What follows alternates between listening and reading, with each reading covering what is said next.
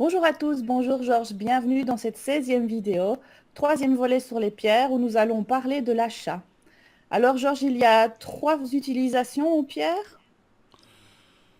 Oui, il y a trois utilisations, on va dire globales, les plus utilisées. Donc, il y a les pierres à porter qu'on met sur soi.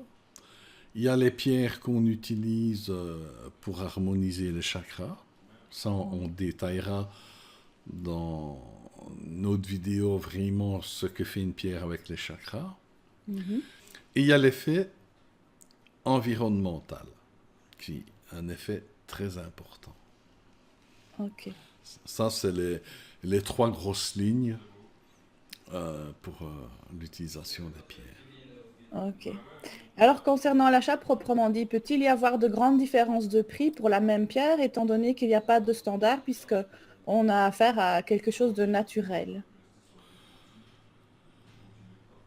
Il peut y avoir pas mal de différences de prix parce que il faut bien imaginer que contrairement à la plupart des objets qui nous sont disponibles, ce n'est pas fabriqué en grande culture ou en usine.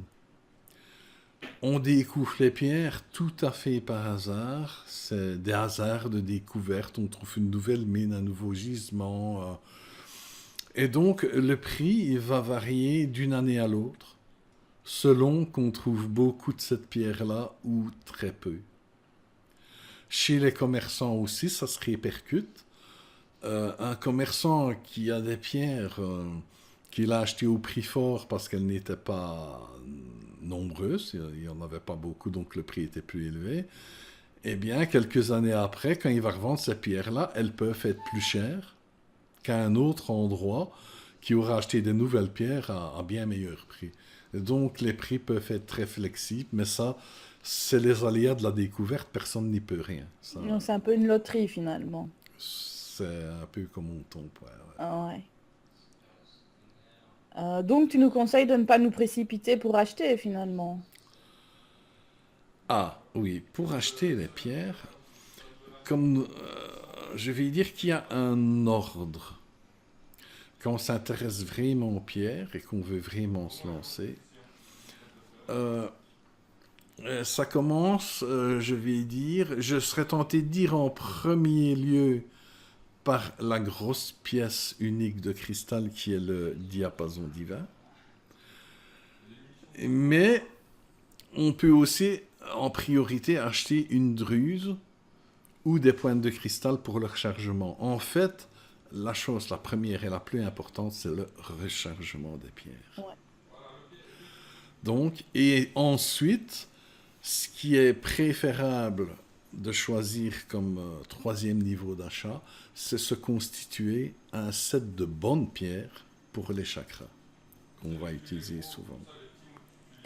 Car si on n'a pas la druse de rechargement, on va d'office vers une déception finalement, puisqu'on ne saura pas recharger nos pierres et on va se dire ça marche pas.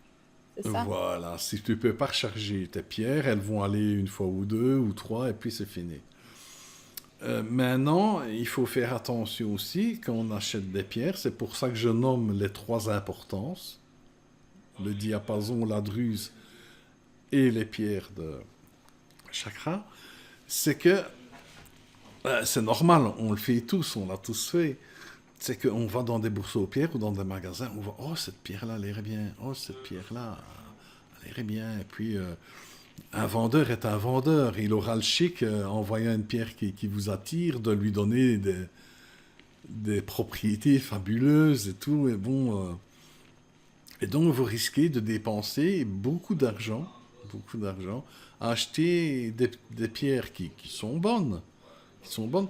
Mais ces dépenses vous empêcheront sûrement d'acheter des pierres comme une héliodore, qui est assez coûteuse, mais super efficace, ou une belle rhodochrosite. Enfin, il faut vraiment essayer de tenir son portefeuille pour privilégier certains achats très importants dans un Ok. premier temps. Et étant donné que la qualité est assez difficile à trouver, où tu nous conseilles d'acheter nos pierres? Ah oui, ça c'est euh, il y a les vendeurs ésotériques. Les vendeurs ésotériques, ou les vendeurs de pierres qui sont installés dans des villes. Mais ces magasins ont un souci, c'est qu'ils sont taxés lourdement. Et la plupart, au fil du temps, la plupart des magasins ont opté pour le fait d'acheter vraiment des pierres de mauvaise qualité, très bon marché, et les vendent relativement cher pour se faire une marche. Je vais dire, c'est pas de l'avidité, mais c'est au moins pour pouvoir survivre. Voilà. Ça, c'est malheureux, mais au résultat des courses, c'est que très rarement, ça arrive, hein, attention, pour les petites pierres, tout ça, bon, ça arrive, mais ce n'est pas courant de trouver vraiment une bonne pierre chez un vendeur installé avec pignon sur rue. Vous verrez jamais une belle héliodore dans sa forme originelle. Vous verrez très rarement une belle druse de cristal et encore moins un grand diapason naturel à des prix, en tout cas si vous en trouvez, ce sera à des prix extraordinaires. Mais en général, on n'en trouve pas. Donc, sur Internet, il y a des gens, il y a des sites qui vendent des pierres sur Internet, mais le problème, c'est que vous ne pouvez pas choisir. Non, et puis moi déjà eu la farce. Tu crois avoir une belle grosse pierre et en fait t'as un tout petit, t'as un T'as un petit gravier. micro. Oui, oui, t'as un C'est ça gravier. quoi. Oui, oui, T'as un oui. micron. Et donc, c'est pas toujours une bonne idée, les sites sur Internet. Alors, ce que moi je trouve très, très intéressant, où j'ai acheté la plupart de mes pierres, c'est dans les bourses aux minéraux. Ce sont des bourses, il y en a plusieurs par an, donc tout dépend du pays et de la région où vous êtes. Et là, il y a des exposants euh, qui peuvent vous montrer des pierres, qui peuvent exposer des pierres d'une qualité tout à fait magnifique. Il y en a certains qui sont hors de prix, qui s'adressent aux collectionneurs de minéraux, mais il y en a d'autres qui ont des prix assez abordables. On peut s'offrir. Regarde la dernière fois avec les émeraudes. Oui. On a trouvé de très belles émeraudes à des prix de belle taille, à des prix allant de 30 à 60 euros à peu près. Tu Et la vois? qualité y est. Et la qualité y est. Pierre magnifique, c'est une pierre extrêmement importante pour le cœur. C'est vraiment une magnifique énergie. Tu vois, on peut trouver, je trouve par moment, il y a certains vendeurs, pas tous, mais qui vendent de la rhodochrosite d'une qualité extraordinaire, à des prix, eh bien, il faut avouer, ce n'est pas très cher. C'est le prix de 4-5 pierres que allez, on va dire, vous allez aller dans une boutique et vous allez acheter 5 ou 6 pierres banales, je vais dire. Eh bien, vous avez raté l'achat d'une magnifique rhodochrosite de belle taille. Tu vois, que vous pourrez mettre sur le cœur, qui est Ouais. magnifique. Donc, je conseille les bourses aux minéraux. D'ailleurs, en Et dessous, la plus grande, est-ce que c'est pas en Alsace? La plus grande bourse aux minéraux. c'est- oui, c'est euh, la foire mondiale, je pense, de Sainte-Marie-aux-Mines. Euh, Là, c'est le seul endroit où j'ai pu trouver des drus et des cristaux de roche de belle taille à des prix raisonnables. Non seulement ils sont à prix raisonnable, mais en plus on les trouve. Ailleurs, on n'en trouve pas. Ça m'est déjà arrivé de tomber dans une expo, une bourse de pierre locale, de voir un beau cristal de roche à des prix vraiment. Il est écrit dessus, revends ta maison et ta voiture, tu pourras l'avoir, quoi. C'est bien. Non, tu vois ce que tu vois. Et à Sainte-Marie-aux-Mines, c'est l'endroit où vraiment on peut obtenir, en tout cas en cristal de roche et en améthyste, parce que les vraies et belles améthystes sont introuvables dans les Ailleurs. magasins. Ouais. Ouais. Dans les bourses, ça arrive qu'on en voit une ou deux, mais c'est quand même assez rare. Je parle d'une belle améthyste, hein, d'une bonne améthyste. Ça, c'est à Sainte-Marie-aux-Mines. Et le cristal de roche aussi. D'accord. Et quand on se trouve à ces bourses, comment on fait pour choisir?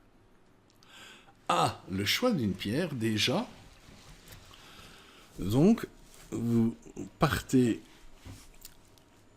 pour acheter des pierres dans une bourse, par exemple, et vous dites, tiens, je vais acheter des pierres pour mon set, pour mes chakras. Ou un bel œil céleste ou un œil de tigre. Oui, note en passant, les beaux œils de tigre, je n'en ai trouvé qu'à Sainte-Marie au Ménos. Les beaux œils célestes. Œil céleste, ouais. Œils célestes. Vraiment, là, j'en ai trouvé de magnifiques. Ils sont vraiment pas donnés, mais ailleurs, on n'en trouve pas. Donc, vous vous dites, voilà, je vais acheter mes pierres, des pierres, parce qu'on ne sait pas combien on va en prendre, pour mon set des chakras, et vous essayez de vous tenir à ça, parce que quand on se promène Oui, dans une bourse, oh là on là est là là, il y a tenté. tellement de belles choses. Il faut vraiment, je conseille de faire toute la bourse sans rien acheter, parce que la même, plus ou moins la même, on ne peut pas dire que c'est la même rhodochrosite, mais vous allez voir une rhodochrosite à un endroit qui coûte très cher. Un peu plus loin, vous allez voir une tout aussi bien qui va coûter le tiers du prix. Ouais. Les prix peuvent varier énormément. Donc, je conseille de faire toute la bourse sans rien acheter et puis de la recommencer en ciblant vos achats par importance. Moi, je dirais que il faut commencer par le plus rare et le plus cher, cibler ça.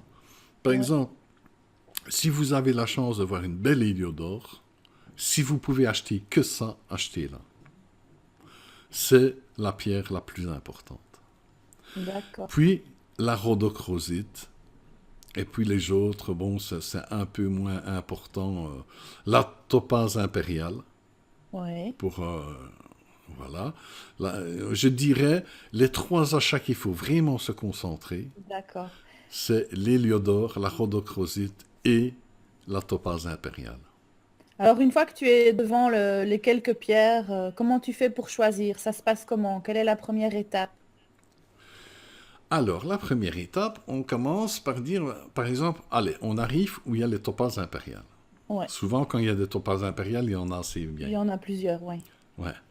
Et donc, vous les prenez, vous les mettez devant vous, et vous commencez par regarder celle qui est la plus jolie, la, la, D'accord. la plus parfaite, on va dire, la plus, et qui est dans vos prix. Hein. Sans défaut, Et on regarde d'abord le corps, en fait. voilà. Et vous mettez à part les pierres qui vous ont séduites par la qualité, par la beauté. Mais ensuite, vous faites une petite pause. Enfin, léger, hein, mais c'est comme si tu réinitialises le cerveau. Boum, tu n'es plus en mode choix de la beauté des pierres. Tu passes Ouais. en mode, quelle pierre me parle? Tu vois? Tu regardes les pierres d'une manière un peu diffuse, sans fixer vraiment. Et il y en a une qui va sortir du lot. Tu vois? Il y en D'accord. a une qui. Ça sera peut-être pas la plus grosse, ça sera peut-être pas la plus belle, mais il y en a une que tu sens que tu ne sais pas pourquoi c'est celle-là. Et alors tu prends celle-là. Ouais. Euh, Ça doit c'est quand un petit même peu. pas être évident dans un environnement comme la bourse où il y a beaucoup, beaucoup de bruit. Donc, tu dois vraiment demander, ça doit vraiment demander de la concentration. Eh bien, il faut garder la tête froide et ne pas perdre de vue ce qu'on est venu chercher. Tu vois, ça, c'est important. Maintenant, il faut se rassurer quant au choix. Ça se passe un petit peu comme quand tu vas avoir une cartomancienne. Oui. Elle te fait tirer des cartes et tu vas t'apercevoir que tu tires tout le temps les bonnes cartes. Tu vois? Quand on fait un choix, eh bien, ça ne dépend pas tant que ça du libre arbitre. C'est inconscient. Et c'est ton inconscient qui prend le dessus, souvent, au moment de ce genre de choix. C'est D'accord. bien, j'ai vu en Afrique des vrais sorciers africains, et il y en a un que le courant passait avec lui et qui m'expliquait deux, trois trucs. Et notamment avec leurs coquillages, ils ont toutes sortes de petits coquillages là. Et il m'a montré, voilà, on posait une question, il lançait les coquillages, et alors il m'a dit regarde. Et donc la question c'était ça. et regarde. Et il m'a expliqué la position de tous les coquillages. Il y en a un qui était en angle de ce côté-là, il était retourné, l'autre était un peu plus loin, mais l'ouverture vers le haut et tout ça. Et il savait te dire des choses, mais d'une précision tout à fait incroyable que j'ai pu vérifier. Tu vois? Et donc, il y a pas de hasard dans le choix. Et ce que je viens de dire là, c'est laisser le choix opérer. Donc, tu choisis les plus belles et l'espèce, la sorte de pierre qui t'intéresse, tout ça, mais Ouais. en dernière instance, tu laisses le choix inconscient faire. D'accord. Donc il doit y avoir une sorte d'appel de la part de la pierre, c'est ça? Ouais, je dis toujours, c'est la pierre qui te choisit. Ah oui. Elle te fait Mais un signe. dans la dernière vidéo, tu nous as dit aussi que c'était les... Attends. Ah oui. Tu nous as dit dans la dernière vidéo que les pierres d'expo sont souvent éteintes. Alors comment on fait pour réveiller la pierre pour que justement cet appel se fasse? Le beau du truc, tout le monde le dit, mais c'est un fait, il n'y a pas de hasard. La pierre et tes guides et ton inconscient sait que tu as rendez-vous avec la pierre. Ça, c'est déjà une chose. Et donc, la pierre va s'éveiller à ton contact. J'ai vécu une expérience très particulière. Il y a une dame qui m'avait, je partais à Sainte-Marie-aux-Mines, qui m'avait commandé un gros diapason, mais le beau cristal, la belle pierre. J'en trouve une bien. Et comme toujours, tu t'attaches à la pierre. Oh, tu dis, frère, qu'elle est bien. Bon. Alors, le moment du rendez-vous, elle va venir chercher sa pierre arrive. Je dis, avec celle-là, je vais en mettre une autre qui est aussi grosse. Quoi, hein. Et avec un peu de chance, elle choisira celle-là. Et moi, je tiendrai celle-là. Et quelques minutes avant que la dame arrive, enfin, je ne savais pas exactement à la minute où elle arrivait, mais je suis là près des pierres. Et je sens là le cristal que j'avais acheté pour elle qui dégage une énergie. Je vois un rayonnement et je vois son guide derrière qui fait comme descendre dedans et tout. Ah, je dis merde. C'est celle-là qu'elle va prendre. Donc, mine de rien, j'ai fait mon cinéma habituel. Je dis voilà, j'ai deux pierres, je sais pas, choisis celle que tu. Ah, mais celle-là tout de suite. Ah, ouais, je dis ben oui, Ah, bien sûr. Et tu vois, vraiment, la pierre, c'est éveillé quelques ouais. minutes avant que la personne arrive. Tu vois? Est-il possible qu'il se produise le contraire, qu'une pierre nous rebute, car inconsciemment on sent sur quoi elle va travailler sur nous et on a peur justement de creuser cette faiblesse, une sorte de déni parce on n'est pas prêt? Oui, ça peut arriver, tout à fait. Personnellement, ça peut paraître étrange, mais la célestite, c'est une pierre qui ne me plaît pas. Tu Ah vois, ouais. je ne- Et pourtant, c'est une pierre magnifique, hein. C'est pas que c'est une mauvaise pierre. Tout le monde adore cette pierre-là, sauf moi. Mais non, ça peut être à cause d'une chose à travailler qu'on n'a pas envie, c'est probable. Ça peut être à cause d'une mauvaise expérience dans des vies d'avant que je me suis fait assassiner sur un bloc de célestite, imaginons. Il peut y avoir plusieurs cas, ou alors une forte contamination. Ah oui, Parce que la pierre peut retirer ses énergies et sa conscience parce que c'est inutile, mais une programmation négative, elle reste tout le temps. Donc, d'accord. pierre, de toute façon, s'il y a une forte programmation sur une pierre, elle s'éteint d'office pour ne pas accentuer encore l'énergie du négatif. La lourdeur. Donc, donc ça peut être, il peut y avoir plusieurs raisons, mais c'est très possible. Ouais, ouais, ouais. Ok. C'est Et très alors on doit possible. se forcer dans ce cas-là? On doit justement enfoncer le clou pour aller voir les faiblesses Ah, ou mais ça, quoi? c'est comme dans toutes ces choses, c'est comme on le sent. Il faut Ah essayer de d'accord. sentir. Il faut... Moi, je dis ça, je ne l'ai pas fait avec la célestite, mais... parce que j'aurais tellement d'autres choses à faire, mais c'est comme tu le ressens. Il n'y a pas de règle, en fait. D'accord. Et après la druse que tu conseilles plutôt... Attends, désolé. Après la druse, conseilles-tu plutôt la pointe environnementale ou plutôt le 7 pour les chakras? Euh, C'est-à-dire, la plupart vont craquer. C'est normal, les pierres sont si belles, ils vont aller sur le 7 des chakras. Mais je vais quand même donner une note par rapport au diapason. euh, le diapason, donc la grosse pièce de cristal de roche, il faut bien avoir conscience qu'elle va faire un travail énorme, énorme. C'est un petit peu comme dans une salle d'opération. La première chose la plus importante, c'est la désinfection de la salle d'opération. Ouais. Tu vois? Et là, tu es chez toi. J'expliquerai dans la vidéo normalement suivante, ou après, je ne sais plus, l'action vraiment précise du grand diapason. Mais il va, si tu veux, redresser l'énergie non seulement de la maison, mais les tiennes aussi. Il fait un travail de fond super important. Ah, Et donc, si tu travailles sur tes chakras avec les pierres, que tu as ta druse, tout ça, mais que ta maison te renvoie sans cesse de l'énergie lourde, le travail, ça va pas être aussi bon, tu vois. c'est moins Tu es efficace. influencé.